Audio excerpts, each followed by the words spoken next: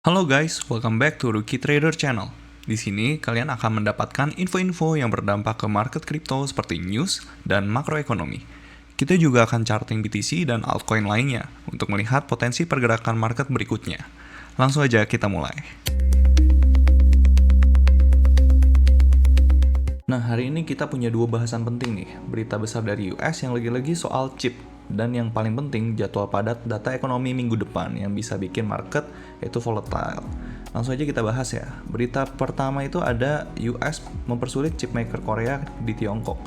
Jadi pemerintah US baru aja mencabut izin bagi perusahaan besar seperti Intel, SK Hynix, dan Samsung untuk menerima peralatan pembuatan chip dari US di pabrik mereka yang ada di Tiongkok.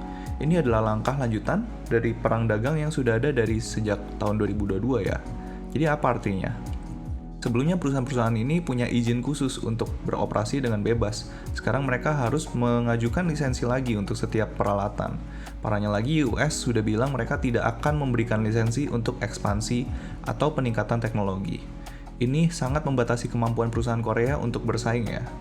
Siapa yang rugi dan siapa yang untung di sini? Jelas, perusahaan Korea dan produsen peralatan US seperti Lam Research dan Applied Materials yang terkena dampak. Saham mereka langsung anjlok, tapi yang diuntungkan justru produsen chip Tiongkok dan kompetitor langsung mereka dari US yaitu Micron.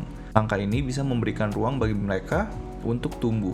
Intinya, drama geopolitik ini makin panas dan bisa mempengaruhi pasar teknologi secara keseluruhan, termasuk sentimen di kripto. Oke, lanjut kita ke kalender ekonomi.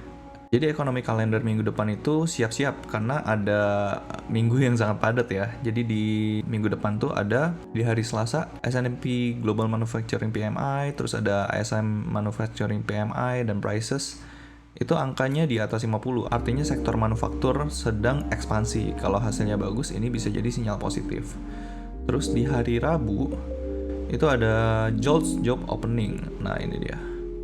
Ini mengukur jumlah lowongan pekerjaan yang tersedia di US. Angka tinggi menunjukkan pasar tenaga kerja masih ketat, yang bisa bikin The Fed tetap hawkish. Cuman kan nanti kita perlu lihat ya, data actualnya itu berapa. Kemudian di hari Kamis, itu ada serangkaian data nih. Nah, ini ada serangkaian data penting, terutama jobless claims, initial dan continuing ya. Data ini mengukur seberapa banyak orang yang mengajukan tunjangan pengangguran. Angka rendah sama dengan pasar kerja tuh sehat. Nanti kita tunggu data aktualnya itu ada di angka berapa. Terus kemudian ada ini juga nih, S&P Global Composite PMI sama S&P Global Services PMI. Ada ISM Non-Manufacturing PMI juga nih. Nanti kita lihat ya angka keluarnya berapa. Terus lanjut lagi ke hari Jumat. Hari Jumat ini yang paling penting ya menurut gua, karena ada NFP dan ada unemployment rate data nih.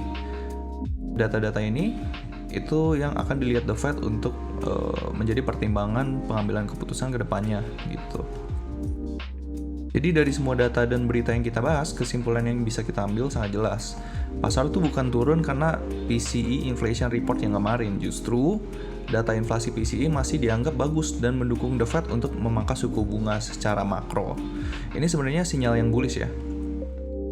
Koreksi yang terjadi di pasar saham US dan dampaknya ke Bitcoin lebih disebabkan oleh dampak geopolitik. Pencabutan izin ekspor chip dari pemerintah US adalah sentimen negatif yang memicu sell-off di saham-saham semiconductor seperti Nvidia dan Intel.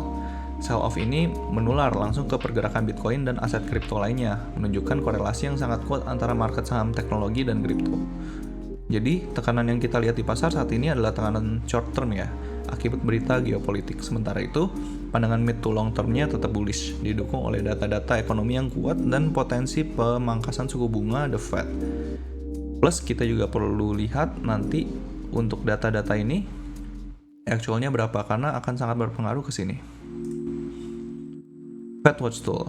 Ini datanya masih sama, nggak ada yang bisa gua bahas di sini. Terus kita lanjut ke ETF. ETF ini tanggal 29 ini ada penjualan ya. Exclude BlackRock itu ada penjualan outflow sebesar 153,6 juta dolar. Ini untuk Bitcoin. Terus kita lanjut ke Ethereum. Nah, untuk Ethereum sama ya, ini kurang lebih ada penjualan 164,6 juta dolar exclude BlackRock. karena datanya BlackRock belum keluar ya. Lanjut ke pembahasan Bitcoin. Nah, untuk daily-nya kemarin kita udah dapat closing harganya itu di bawah SNR lagi ya. Bahkan jauh di bawah SNR dan melampaui low point ini. Dan kita bisa lihat sekarang dia udah retest ke demand daily di 107.500. Per sekarang banget harganya itu masih belum kelihatan ya dia geraknya mau kemana gitu. Kalau misalnya secara 4 hour itu udah jelas ya dia bearish dan supply terakhirnya itu ada di sini. Ini adalah supply terakhir untuk 4 hour. Terus untuk 1 hour-nya kita bisa lihat last supply-nya itu udah pindah ya dari sini jadi di sini.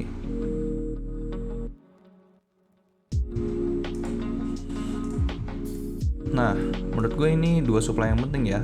Kalau misalnya kita mau lihat Bitcoin bullish, itu wajib banget untuk men-take out pertama supply 1 hour ini. Lalu men-take out supply 4 hour ini. Karena ini jaraknya lumayan berdekatan, mungkin kita akan jadikan acuan yang ini aja nih. External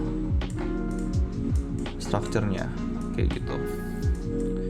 Sayang banget ya, SNR ini nggak mampu untuk membuat harga Bitcoin itu tetap bullish gitu.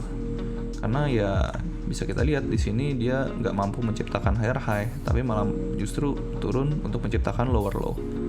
Menurut gue nggak perlu panik karena secara structure garis besarnya itu masih bullish dan memang secara garis besar ya Bitcoin itu cenderung membuat yang namanya fake out gitu sebelum melakukan rally. Kayak kita bisa lihat di sini, di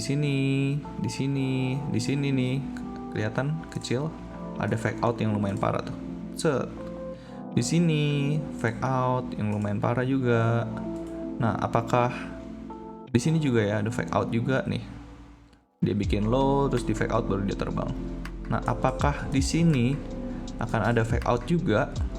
Nah, kita nggak tahu ya. Jadi nanti kita perlu lihat weekly closingnya kayak gimana sama monthly closingnya kayak gimana. Terus abis itu kita lihat ke sini. Nah, secara Bitcoin monthly return ini karena bulan Agustus mau tutupan bulan Agustus ya. Sebenarnya merah kayak gini itu kondisi yang pertama kali nih dalam sejarah karena biasanya di bulan Agustus setelah halving year itu cenderung hijau. Tapi ternyata kalau misalnya tutupan bulan Agustus ini merah sebesar minus 6,24%, ini belum tutupan ya. Nah, jadi nanti kita perlu lihat tutupan bulan Agustusnya itu berapa. Ini kita kekurangan data nih, jadi kita nggak tahu Septembernya itu bakalan hijau atau merah. Karena biasanya post halving year itu Agustus dan September itu hijau gitu. Tapi karena ini merah, nanti kita perlu lihat data di lower time frame-nya juga, nggak perlu terburu-buru juga karena kita perlu data lanjutan untuk melihat kondisi market ke depannya. Terus kita lanjut ke Ethereum. Nah, justru Ethereum itu kita bisa lihat ya tadi di monthly-nya itu hijau gitu, hijau. Memang dia habis retest ke all time high. Jadi kita nggak perlu khawatir ya, karena di all time high wajar banget terjadi yang namanya sell off karena kan kita bisa lihat di sini all time high itu terakhir di tahun 2021. Jadi ini pertama kalinya Ethereum nyentuh all time high lagi. Jadi sangat wajar gitu kalau misalnya orang-orang yang nyangkut di 2021, wah lumayan nih kesempatan untuk keluar dulu gitu. Ya udah, terjadilah sell off ini. Walaupun secara daily ini kita masih bermain di dalam candle besar ini nih. Ya kan? Kita masih bermain di dalam candle besar ini. Kalau misalnya dia keluar dari sini, itu aja baru indikasi dia pullback di time frame daily. Walaupun demand daily-nya di sini ya. Tapi kan kita bisa lihat nih, ini kan baru internal. Plus ini juga dia break-nya itu nggak terlalu confident gitu. Jadi kita masih bisa mengacu ke low ini. Secara 4 hour, dia habis retest di demand 4 hour, terus sekarang lagi mantul. Hopefully dia bisa menjaga SNR ini dan mantul untuk short term-nya. Tapi ingat, kita lagi ada di weekend, jadi nggak perlu terburu-buru juga karena di weekend itu low volume. Kalau low volume biasanya itu market cenderung banyak manipulasinya. Terus lanjut ke 1 hour-nya.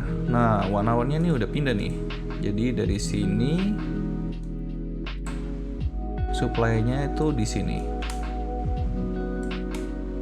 Nah, bisa kita bilang untuk Ethereum ini cenderung lebih gampang ya kalau misalnya dia mau back to bullish di 1 hour-nya.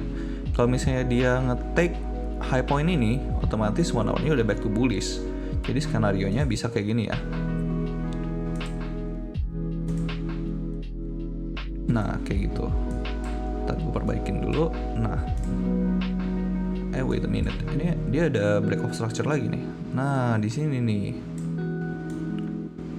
Jadi bisa dibilang dia nggak perlu untuk naik dari sini sampai sini nih untuk jadi bullish lagi. Cukup nge-take high point ini untuk dia back to bullish lagi di 1 hour-nya. Dan kalau misalnya dia udah back to bullish lagi, bisa jadi kesempatan buat Ethereum outperforming Bitcoin lagi. Karena lumayan reasonable ya untuk si Ethereum ini mantul di sini, karena ini adalah demand 4 hour, terus juga deket sama demand daily. Kalau misalnya kita pakai Fibonacci, nah dia ada di area OTI juga nih. Ini area OTI. As you can see kita lagi ada di area OTI ya. Area OTI-nya sekarang kita hampir banget retest 0,79. OTI itu apa sih sebenarnya? OTI itu optimal trade entry. Jadi dari pergerakan swing ini itu kalau misalnya kita mau manfaatin ya untuk mengikuti tren, optimal trade entry-nya tuh ada di sini 0,62 sampai 0,79. Makanya di sini seringkali harganya itu mantul karena orang-orang ingin ikut pergerakan swing ini. Dari swing ini kalau misalnya mantul di sini ada chance yang lumayan oke untuk nge-take out high point ini lagi, karena kan secara structure higher high, higher low, higher high. Nah, ini bisa jadi higher low-nya kayak gitu. Oke, kita lanjut ke Bitcoin Dominance.